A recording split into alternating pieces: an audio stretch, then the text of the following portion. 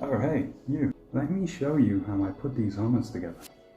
Making 3D printed armor. Over the years, I've learned how to put pieces together. You will need a couple of things. You need soldering iron and your parts. And I know that sounds a bit scary, but it really isn't. Credit where it's due.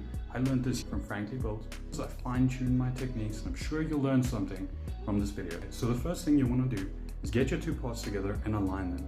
I do this with my hands, and you can kind of feel where the seams line up. If you're having trouble with that, take a bit of masking tape, hold on to those two parts, take your soldering iron, and you're going to want to weld it on one side, just a single tack, small little weld. I do that because it's easy to pull back from that if anything goes wrong. Once you have your first tack in, it's quite fragile, so be gentle with it, but make sure your alignment is still where you had it before. Sometimes things can shift, and this is a great time to reheat that joint. If you're happy with everything, move to the other side and add another tack. You're going to run the soldering iron all the way down that seam.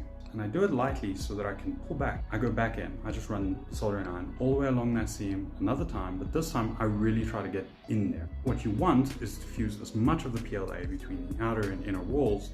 Once the part is cooled down a bit, we can go back in and add our stitches.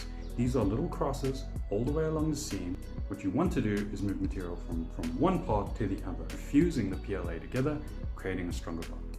There's a variation of this that I like to use, which is a single straight line that just crosses my seam. These are great for tight spaces, inside of a helmet, dome. On the outer edges of our print, we're going to go through and just cross out those seams lightly. On the outside of your part, all you want to do is run the soldering iron along the seam, joining the two surfaces together. And that's it. You should have two parts fused together. Repeat those steps until you have a helmet. Like this one, or this one, or this one. I hope you learned something from this video. If you have any questions, let me know in the comments below.